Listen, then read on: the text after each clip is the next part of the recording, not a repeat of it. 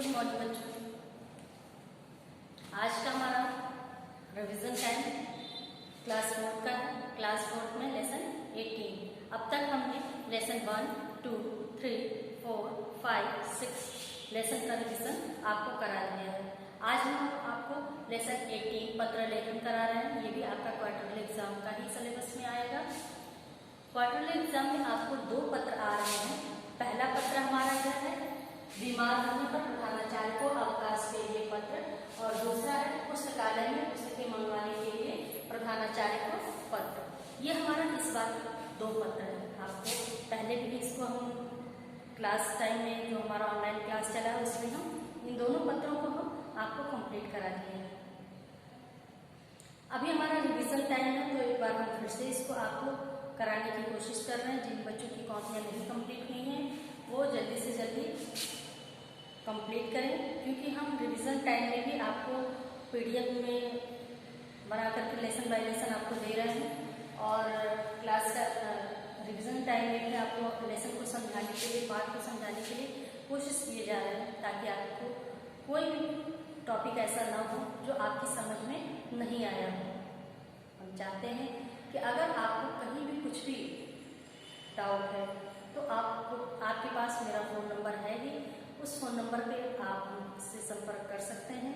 आपका जो होमवर्क या क्लास वर्क हम आपको देते हैं वो आप डेली का डेली आप उनको दिखा भी सकते हैं फ़ोन के द्वारा। आज हम लेसन 18 आपको रिवीजन करा रहे हैं। टॉपिक हमारा है पत्र लेखन। पत्र लेखन क्या है? पत्र यानी जो हम संदेश दूसरों तक पहुंचाने के लिए जो हमारा माध्यम है। लेखन यानी लिखने की कला, यानी पत्र को लिखने की कला आज हम सीखेंगे। पत्र संदेशों को भेजने का एक सशक्त माध्यम होता है। कहा जा रहा है कि पत्र जो होता है वह संदेश यानी हमारे मन के विचारों को दूसरों तक पहुंचाने का एक जरिया होता है, जिसके द्वारा हम अपने सुख दुख या कोई भी बात जो हमारे मन में है और हम चाहते हैं कि वो दूसरों तक जाए, दूसरों तक में हमारे किसी प्रिय मित्र हो, रिश्तेदार हो, या किसी ऐसे व्यक्ति को अपनी बात कहना, तो ये सारी बातें हम लिख करके ही समझाते हैं। पत्र लेखन में लिखने की कला होनी चाहिए। पत्र को लिखने की जो कला होती है वो इस पाठ में हम आपको समझाने की कोशिश कर रहे हैं। इसके द्वारा कहा जाए कि पत्र द्वारा हम दूर रहने वाले रिश्तेदारों और मित्रों को कोई सूचना या संदेश देते हैं। अब जैसे हर काम के लिए कुछ ना कुछ तो नियम होते ही हैं, और हम उन नियमों का पालन भी करते हैं। हम लिखने के लिए कुछ भी अगर लिखते हैं तो उसको लिखने के लिए कुछ नियम हैं, पढ़ने के लिए अलग नियम होते हैं। घर का कोई भी अगर हम काम करते हैं, बाहर का कोई काम करते हैं, तो सभी कामों को करने के लिए कुछ ना कुछ नियम या तरीके होते हैं, जिन नियमों के द्वारा हम उस कार्य को संपन्न करते हैं। तो इसी प्रकार से जैसे आप खेलते हैं, कोई भी खेल होता है, खेल तो कई प्रकार के होते हैं और आप खेलते भी हैं, तो उस दौरान जब आप खेल रहे हैं तो उस खेल को खेलने के लिए भी नियम होते हैं, जिनके द्वारा आप उस खेल को खेलते हैं। अगर नियम नहीं होंगे तो खेल का कोई भी मजा नहीं आएगा। खेल में कौन हार रहा है, कौन जीत रहा है, इसका आनंद आप नहीं ले पाते हैं। इसलिए हर काम को करने का एक तरीका होता है और उस तरीकों का हम इस्तेमाल करते हैं। इसी प्रकार से पत्र भी लिखने का एक तरीका होता है, जो आज हम आपको समझाने की कोशिश कर रहे हैं। पहला है नियम हमारा, पत्र में जो पत्र लिखते समय जो जिन वाक्यों का हम प्रयोग करते हैं वो वाक्य हमारे छोटे होने चाहिए। कहने का मतलब है कि जब हम पत्र लिखें तो उस दौरान अपनी बात को व्यक्त करने के लिए पहले हम पत्र लिखने के पहले ही उसकी धारणा अपने दिमाग में, अपने मन में बना लें कि हमको क्या लिखना है, किस प्रकार से लिखना है, ताकि हम पत्र लिखते समय उस बात को कम से कम शब्दों में, आसान शब्दों में, छोटे तौर पर उसको हम कैसे अपनी बात को पूरी कर सकते। ऐसा नहीं है कि आप एक बात लिखने के लिए आपको कम से कम 4 से 5 लाइनों की जरूरत पड़ जाए, ऐसा नहीं होना चाहिए। वाक्य हमारे हमेशा छोटे होने चाहिए और उस छोटे वाक्य में हम अपनी बात को स्पष्ट रूप से व्यक्त कर सकें। ये पहला नियम है। दूसरा है भाषा सरल और स्पष्ट होनी चाहिए। अब कहा जा रहा है कि लिखते समय जो हमारी भाषा है, जिस भाषा में हम पत्र लिख रहे हैं, वो भाषा जिसको लिख रहे हैं उसको भी आनी चाहिए। दूसरी बात, भाषा स्पष्ट होनी चाहिए, यानी हम क्या कहना चाह रहे हैं उस बात को सही तौर से, सही रूप से उसको हम व्यक्त कर सकें और आसान शब्दों का उसमें हम प्रयोग करेंगे। ऐसा नहीं है कि हम कठिन से कठिन शब्दों का प्रयोग कर रहे हैं अगर, तो सामने वाला व्यक्ति, यानी जिस व्यक्ति को हमने पत्र लिखा और वो व्यक्ति जब पत्र पढ़े तो उसको उन शब्दों का ज्ञान ही ना हो, उसकी समझ में ही ना आए कि आपने क्या कहा, आप क्या कहना चाह रहे हैं। इसलिए हमारी भाषा स्पष्ट होनी चाहिए और आसान, सरल यानी आसान होना चाहिए। तीसरा है विराम चिन्हों का उचित प्रयोग करना चाहिए। लिखते समय और बोलते समय, लिखते समय भी हम कहीं कहीं विराम चिन्हों का प्रयोग करते हैं ताकि हम उसको जब पढ़ें तो उचित रूप से हम सांस ले सकें, अपनी बात को अच्छे तरीके से व्यक्त कर सकें। तो इसके लिए आसान बात को स्पष्ट करने के लिए, आसान करने के लिए हम कहीं कहीं बीच में रुकते हैं। जब रुकते हैं और रुकने के बाद फिर अपनी बात को स्पष्ट करते हैं तो उस दौरान उन जगहों पर कुछ चिन्हों का हम प्रयोग करते हैं जिनको हम विराम चिन्ह कहते हैं। विराम का अर्थ होता है रुकना, यानी जो भी बात हम कह रहे हैं, ऐसा नहीं है कि एक बार में हम लंबी सांस ले लिए और अपनी बात बोलते ही चले गए, बीच में कहीं सांस भी ना लिया, कहीं रुका ही नहीं। तो ये गलत तरीका है। अपनी बात को आसानी से व्यक्त करेंगे, थोड़ा रुकिए। रुकने का मतलब ऐसा नहीं है कि आप रुके ही रह जाएंगे, अपनी बात को स्पष्ट रूप से व्यक्त करते रहिए। इसके लिए कहीं कहीं उचित विराम चिन्हों का प्रयोग होना आवश्यक होता है। अब चौथा नियम हमारा है, पत्र में छोटे और बड़ों के लिए उचित संबोधन का प्रयोग होना चाहिए। ये तो है कि पत्र हम किसको लिख रहे हैं, पहले ये हमको जानना जरूरी है। किसको लिख रहे हैं? वो व्यक्ति हमसे उम्र में छोटा है कि बड़ा है, इसकी जानकारी होनी चाहिए। दूसरी बात, अगर वो हमसे उम्र में छोटा है तो उसके लिए प्यार भरे शब्दों के साथ उसका संबोधन करिए। प्यार भरे शब्दों से उसको संबोधित करते हुए पत्र को लिखिए। पत्र में भी कुछ ऐसे शब्दों का प्रयोग करिए ताकि पढ़ने वाला आप उसके मन में आदर का भाव आपके लिए आ सके। पत्र का समापन भी ऐसे ही प्यार भरे शब्दों के साथ कीजिए। अगर वो उम्र में छोटा है तो उसके लिए कुछ ऐसे शब्दों का प्रयोग करिए जैसे प्यारे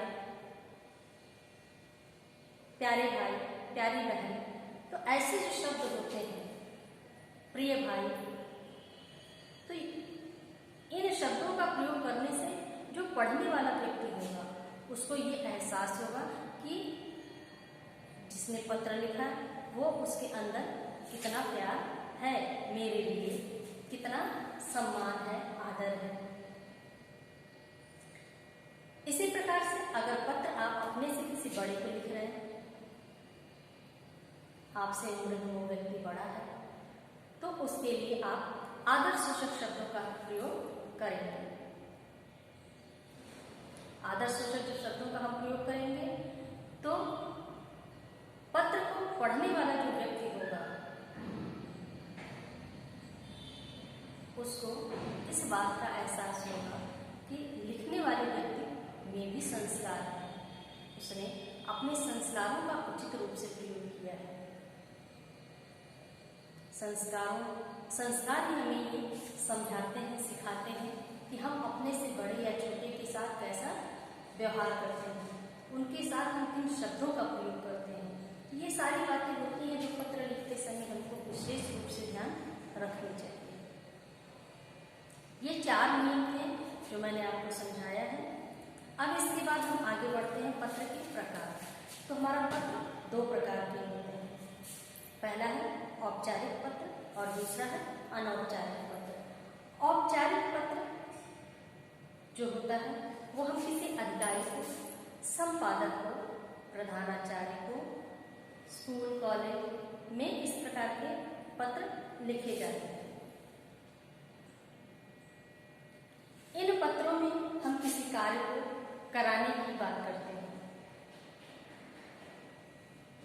ऐसे पत्र लिखते समय संबोधन के तौर पर मान्यवर, महोदय जैसे शब्दों का प्रयोग हम करते हैं।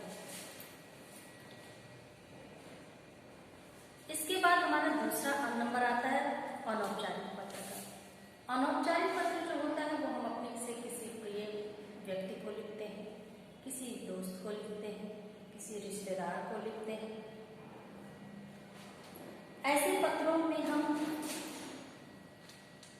आदरणीय आदि शब्दों का प्रयोग करते हुए पत्र का आरंभ करते हैं। उसमें आदरसूचक शब्दों का प्रयोग करते हुए या अपने से अगर उम्र के छोटा है तो प्रिय आदि, प्यारे आदि शब्दों का प्रयोग करते हुए पत्र का आरंभ करते हैं। उसके पश्चात हम जब पत्र लिखना शुरू करते हैं तो उसमें सबसे पहले अपना हालचाल लिखते हैं। उसके बाद जिसको हम पत्र लिख रहे हैं उसका हालचाल पूछते हैं, समाचार पूछते हैं कि आप कैसे हैं, मैं ठीक हूँ, आप कैसे हैं। इन शब्दों के साथ हम पत्र में अपना संदेश लिखते हैं और पत्र का समापन भी उसी के अनुरूप हम करते हैं। अगर बड़ा है तो फिर आदरसूचक शब्द, छोटा है तो प्रिय वाले शब्दों का हम प्रयोग करते हैं। ये थे हमारे पत्र के 2 प्रकार जो हम पत्र लिखते हैं। यहाँ तक हमारा पत्र का 2 प्रकार पूरा हो गया। इसके बाद हमने आपको जो पत्र लिखवाए हैं वो आप उसको लिखिए। लिखने के बाद उसको याद भी करिए। आप क्लास वर्क की कॉपी में कंप्लीट कर लीजिए। उसके बाद उसको अच्छे से 2 बार 3 बार, जितनी बार में आपको आसानी से वो बात पत्र में लिखी बात समझ में आ जाती है, उसको कम से कम 1 बार 2 बार 3 बार उसको ध्यान से पढ़िए। पढ़ने के बाद कोई भी पुरानी रफ कॉपी हो उसमें उस पत्र को आप लिखने की आदत डालिए। उसमें जो आप मात्रा लगा रहे हैं, किधर से लग रहा है, कैसे लग रहा है, सही है, गलत है। अगर गलत है तो उसको, उन शब्दों को 2 से 3 बार अलग से लिखिए। फिर उसके बाद से अगर आपके दिमाग में बैठ जाता है, दिमाग में आ जाता है कि सही रूप से हमको समझ में आ गया है कि कैसे इसको लिखना है, तो उस बात आप फिर से लिखिए। एक बार फिर से पूरा पत्र लिखिए। पत्र में दिनांक जरूर डाला जाता है। दिनांक उस दिन डालिए, उस दिन का डालिए जिस दिन आप पत्र लिख रहे हैं। पत्र जिस दिन आप लिख रहे हैं उस दिन का ही दिनांक डाला जाता है। यहाँ तक आपका आज का रिवीजन यहाँ पे कंप्लीट हो गया। अगले वीडियो में अगला लेसन लेकर के हम आएंगे। तब तक के लिए आज का हम होमवर्क देते रहेंगे।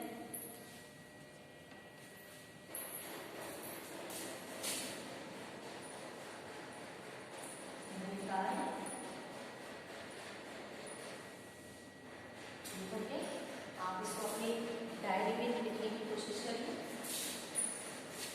ताकि आपके पास आपकी डायरी में प्रूफ हो कि आपने मेरा वीडियो देखा है और जो हमने होमवर्क लिया है वो आपने कंप्लीट किया है।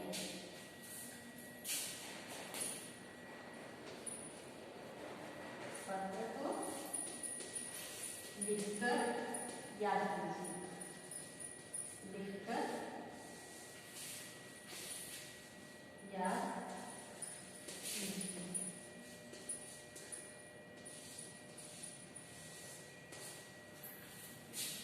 ये था आज का हमारा आपको दिया जाने वाला होमवर्क जो मैंने आपको दे दिया है। इसको आप अपनी डायरी में नोट करिए, इसको अच्छे से क्लास वर्क की कॉपी में लिखिए, उसको याद करिए, फिर उसको रफ कॉपी में लिखने की कोशिश करिए। यहाँ तक आपका लेसन कंप्लीट हो गया। रिवीजन टाइम था, रिवीजन आपका कंप्लीट हो गया। आप जब तक खुद से नहीं कोशिश करेंगे तब तक आपकी समझ में कुछ नहीं आता है, इसलिए कोशिश करिए, आसानी से समझ में आएगा। अगले वीडियो में अगला लेसन हम करेंगे।